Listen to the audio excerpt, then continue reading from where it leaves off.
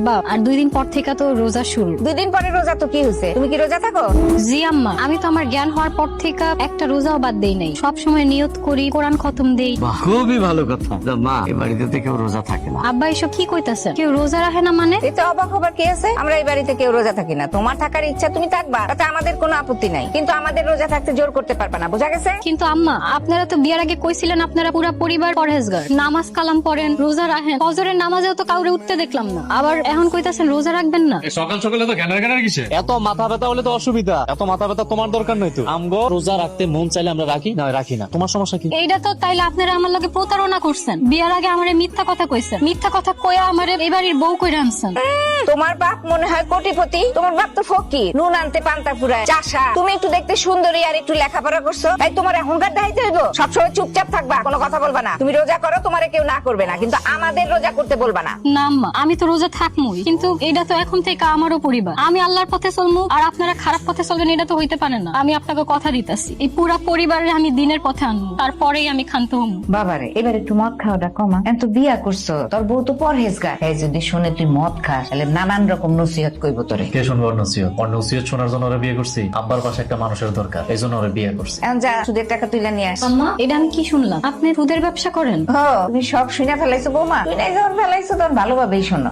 আমি সুদের ব্যবসা করি, আর এই যে আমার পোলা, সেই সুদের টাকা জোগাড় করে নিয়ে আসে। ও কোনো চাকরি করে না। এবার খুশি হয়েছো? সব শুনছো তো? তুমি এই ঘরে অনুমতি ছাড়া ঢুকছো কেন? যাও এই ঘর থেকে। আম্মা, সুদ খাওয়া তো হারাম। আপনার ছেলে থাকতে আপনি হালাল উপার্জন রেখা হারাম খাওয়া কেন খাইতে চাইতেছেন? আল্লাহর ওয়াস্তে এই পথ থেকে চলে আসেন আম্মা। এই মেয়ে, তুমি তো দেখি সবকিছু বেশি বুঝতেছো। কয়েকদিন হয়েছে এই বাড়িতে আইছো, এখনই বাড়ির সবকিছুর মধ্যে নাক গলাইতেছো কেন? এখন এখান থেকে যাও।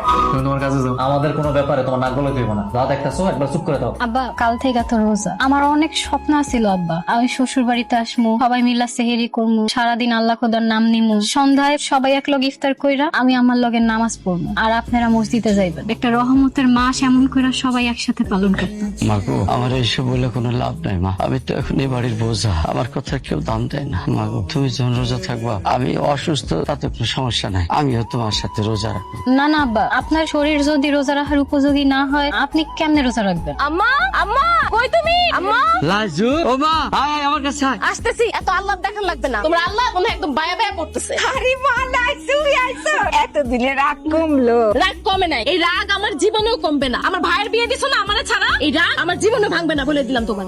এইটা কে? আমাদের ভাবি নাকি? কেমন আছো বোন? আমি কেমন আছি সেটা তোমার জানতে হবে না। আর আমার এই বন্টন বলে ডাকবা না, বুঝছো? শুনতে খুব ইরিটেটিং লাগে। তুমি জানো আমি তোমাদের বিয়েতে কেন আসি নাই? তোমারে আমার পড়তেও পছন্দ হয় নাই। মারে, ও মা নতুন মানুষ, তার সাথে এইভাবে কথা বলিস না। কিভাবে কথা বলবো? ও, আমি কিভাবে কথা বলবো এটা এখন তোমার কাছ থেকে আমার শিখতে হবে, তারপরে আমি সবার সাথে কথা বলবো না? তুমি নিজেই তো এই বাড়ির একটা আগাছা, আর পছন্দ করো ঠিক তোমার মতো একটা আগাছা রে। এই বাড়িটা তো পুরো আগাছার জঙ্গল বানিয়ে ফেলছো। এই বাড়ি আর মানুষের থাকার উপযুক্ত নাই।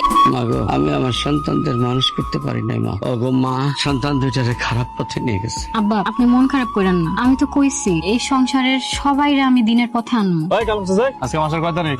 আমি একটু বিপদে আছি, টাকাটা যে কতদিন পরে নেওয়া লাগে। আমি তোমার চাকর, যে টাকা দিয়ে আবার তোমার পিছনে পিছনে ঘুরবো? তোমার কাছে টাকা নাই, তাহলে দুই হাতে কি এই ব্যাগ ভর্তি বাজার আসলো কই থেকে? বাড়িতে তোমার চাচি আর আবার বৃদ্ধ মা আছে, তারা রোজা থাকবো তো, এই তাদের জন্য কিছু ইত্যাদি সামগ্রী কিনছিলাম। টাকাটা এখন দিব। টাকাটা দেওয়ান স্যার এখান থেকে এক পা নড়তে পারবা না। বাবা, আমার অপমান করো না, আমি তোমার বাবার বন্ধু ছিলাম। আরে এখন তোমার বাবার বন্ধু টন্ধু? আমার বাপে অসুস্থ, তার চিকিৎসা করা লাগবো। আমার বোনটা পড়াশোনা করতেছে, তার খরচ দিতে হইব। আর তুমি এদিকটা নষ্ট করতেছো। তুমি টাকাটা এখন দিবা। আমার কি মনে হয় জানো, মাইয়া আর মানে কালা জাদু করছে। হইতেও পারে। দেখো মা, আমি কিন্তু ঢাকায় থাকি, আমার লাইফস্টাইল আলাদা। এই মেয়ে যেমন, ও যদি আমার কোনো প্রকার সবক দিতে আসে তাহলে কিন্তু খুব খারাপ হয়ে যাবো। এই যে শুনতেছেন, কি হয়েছে? সেহেরির সময় হয়ে গেছে।